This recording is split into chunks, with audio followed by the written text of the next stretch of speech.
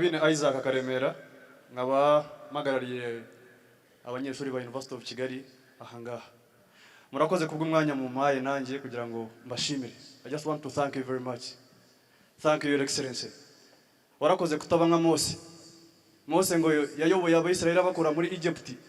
Hanyuma hageze ibyo yakoze Imana iramubwira ngo kiriya gihugu urakireba ko ntabwo uzakigeramo. Twebwe watugejeje yo mu ijuru ryacu. Thank you very much. Ndashaka kubwira urubyiruko rugezwanye ruri hano kubisabira akantu. This is our home. This is our home. Nimwe benshi muri hano. Kubandi bari hanze y'igihugu cyacu biraborohera cyane kuvuga uko bashaka no kuri ibyo bashaka. Ako kuri twebwe it is our right and it is our responsibility to defend our country. In whichever way. Sinzi impamvu muterwa isoni cyangwa se muterwa ishimwaro no guhagarara ku gihugu cyanyu no kukirwanirira. Sinzi impamvu. Naga ibirenge byanyu bikora hasi murareba hanze sinzi aho mureba. Let's fight for our country. Mane bahereza umugisha. I also have one concern. Nainagize ubwoba bwo kuvuga ariko let me say it ndi umunyarwanda. Ejo bundi numvishe speech ya General Kabarebe ari kuvuga about uburyo hari weapons zabaye gathered byagaragaraga ko benda gutera u Rwanda. Izo weapons zishobora kuba zarasa 50 kilometers to Rwanda. So my concern is one, before they sanction Rwanda, why shouldn't they sanction Congo? Because how do you give citizens weapons? We've seen on social media young kids with guns. So every person out there who is responsible for sanctioning, start with Congo, please. My second concern is the last time I heard your speech, you reflected on Made in Rwanda, and I love that initiative. Kuko turi abanyarwanda, ariko ndashaka ko Made in Rwanda products zishobora kuba zajya kuri price ziri affordable for everyone as a Rwandan. Yes, that's my concern. I thank you so very much. Ndabakunda birenze muri ntwari birenze no kuvuga ubutwari. Imana imeze bakoreshe. Turabakunda cyane. Blessings. Long live. Ari umudamu hari ni Ismael Bukanan abandi umwarimu muri kaminuza y'u Rwanda. Murakoze nyakubahwa Perezida wa Repubulika ku mpanuro nziza muduhaye. Mfite ibintu bibiri nyakubahwa Perezida wa Repubulika. Icya mbere nuko ngira ngo tuvugane nk'abanyarwanda ko tugomba kuzirikana aho iki gihugu cyavuye mu mpanuro mwaduhaye.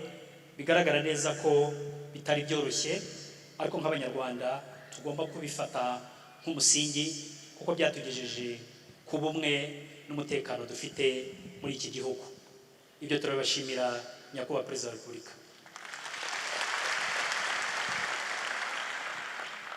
Nyakubahwa Perezida wa Repubulika, nk'uko mwabikomojeho, reka nk'abanyarwanda munyemerere twumve ko izi mfashanyo abo bafatanyabikorwa dushimira ko twafatanije igihe cyose, ariko igihe kirageze ko kubikoresha mu nyungu za politike bakabitwara nk'intwaro ya politike mu kugira baducemo ibice badusenye. Ibyo rwose abanyarwanda tudashobora kubyakira na rimwe, kandi turabibereje nyakubahwa Perezida.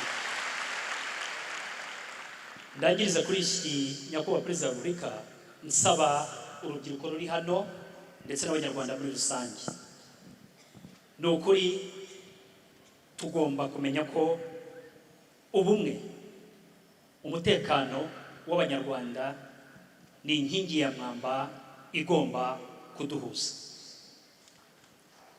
Nyakubahwa Perezida wa Repubulika, ndangiza navuga ngo urubyiruko rwacu ariko Rwanda rw'ejo nibabe maboko yo kureba imbere, kandi tuzirikane tutazajya hasi ngo tujye ku mavi kugira ngo twemere ko abantu badushikisha imfashanyo yabo. Reka rero urubyiruko namwe abanyarwanda turi hano tuvuge guti tuzaba twebwe kandi tube abo turi bo kandi turi tayari nyakubahwa perezida wa repubulika kubana n'uwo ari we wese ushaka ko tubana ariko mu bwubahane. Muri ya mvugo yacu turi kumwe, nyakubahwa perezida wa repubulika, murakoze kumva ijambo. Murakoze cyane. Zinire Adera, nkaba mpagurukijwe no kugira ngo mbashimire nk'umunyarwandakazi wabaye muri iki gihugu igihe cya jenoside, nakivukiyemo kandi ngikuriramo. Ndabashimira nyakubahwa perezida wa repubulika ubuhanga, ubutwari n'ubwenge mwahagarikanye iki gihugu jenoside yakorewe abatutsi, kandi ibyo ntabwo byagiye muracyabifite. Ndabishimira Imana ko tukigufite nyakubahwa. Umbanjirije yabivuze uburyo mwubatse iki gihugu, ariko ndagira ngo nongereho ikintu kimwe. Iyo ntekereje imitekerereze, akavuyo ko kunyuranya imyumvire byari biriho mumaze guhagarika jenoside, mugatangirira ku busabusa, mukabanza kubaka imitekerereze yacu kugira ngo tubanze tugire imyumvire isa, bintera ishema uyu munsi iyo mbona ibyo twagezeho kubera inyigisho zanyu za buri munsi mudahwema kutubwira kugira ngo dushobore kubaka igihugu. Ntawubaka rero atagize uko ahuza n'undi mu mivugire. Aho kigeze harashimishije, ukere kudashaka kureba cyangwa se ufite n'ubundi iyo mitekerereze yo gusenya. Harashimishije aho mugera no kuba batishoboye, mukagera ku bakene, mukagera ku nshike. Ibyo ni ibintu by'indangagaciro umuntu wese akwiriye kureberaho kugira ngo n'Imana iduhe umugisha. Ntabwo rero nk'uko n'abandi babivuze narangiza ntabwiye urubyiruko bana bacu, iki gihugu ni icyacu, twakivukiyemo, niyo gakondo Imana yaduhaye.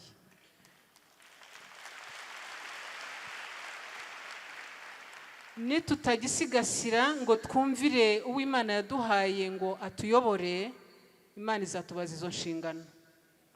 Kandi kubisubiza nimutabigenza neza ngo mutunge imitima y'ubwenge, tuzabura icyo tuyibwira. Ubwo aho tuzajya murahumva namwe. Rero ntago nakomeza kwizimba, ariko ubutumwa mbahaye bukomeye nubwo kudasubira muri kakajagari n'ubu turimo twumva bamaze no kutubwira, tukagira imyumvire imwe, tugakomeza kubaka igihugu gifite amahoro arambye, mukagiteganyiriza abana banyu igihe kizaza kirekire. Murakoze, Imana ibagirire neza. Murakoze cyane. Niba hari undi ufite igitekerezo. My name is Françoise Niridjena, a young Rwandan who recently decided to come back home, where I worked and lived in the US for several years. In fact, you might remember, last time I saw you was during Rwanda Day in Washington, D.C. I will also say what I do want to share. I think listening to you, I was really inspired to share a few thoughts as a young Rwandan, speaking to my fellow young Rwandans. And what I really want to say is, since coming home, I've been getting one question over and over again: why did you decide to come home? Kuki watashe mu Rwanda ugasiga amahirwe muri Amerika? So I really want to address that. And there are two key reasons that I want to share. I hope you'll allow me like 2 minutes, if that's okay. The first is that it's my story, a story of access to opportunity that I could never have dreamed of, even in my wildest dreams. Navukiye mu Ngororero, aho benshi bazi nka Kibirira, mbura ababyeyi banjye nkiri bato, nderwa n'umukecuru wanjye n'abandi bavandimwe n'abagira neza bandi. But despite growing up in extreme poverty, that did not stop me from having access to opportunities. It did not stop me from ranking top in the country, becoming Kwiteza through the Imbuto Foundation program. Thank you, thank you. And after that, being selected into the prestigious Bridge to Rwanda program that some of you know of. Going from there to getting a full scholarship into the US, into a top university in the US, getting to work at Harvard University, and even getting admitted into Harvard and other Ivy Leagues for my master's program. So I say this not to brag, but to speak to the kind of opportunities that many young people in this country have had access to, thanks to your leadership that has allowed us to have access to opportunities, not because of our age, or gender, where we come from, or the different identities. And so young people, as you look around, for example, the different ministers that you see, so many young ministers. And so for me, when I see these young ministers, see what the country has trusted many young people to do, I am inspired, and that's why I decided to come home.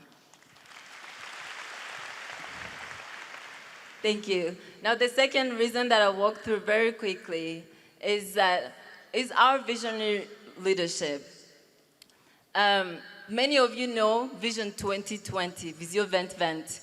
Nagendaga mu cyaro nkabona akabotike Vision 2020 nyirakana gato. And now we're living in this dream that seemed like crazy. So as we look to Vision 2050, and let me just briefly paint a picture for you. Ejo bundi 2023 naratashye nza mu Rwanda, so to give my family a holiday, mbavana mu ngororero, nkodesha imodoka, nkodesha inzu nziza Nyarutarama, nice view. Nuko one of the days I took my grandma for a walk around Kigali Heights Convention Center. Turazenguruka buhoro buhoro, tugeze around Convention Center, butangira kwira amatara araga. My grandma ahita avuga ngo ngo u Rwanda rwabaye ijuru.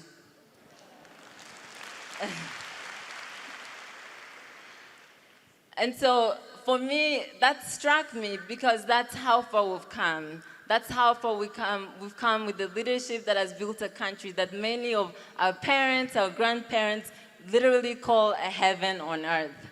So as we think about Vision 2050, the future of our country, I just want to encourage my fellow young people that our leadership has given us opportunities and has shown us that we're capable of anything. We've been reminded today that there's nothing that we cannot do, and we're unstoppable as young Rwandans.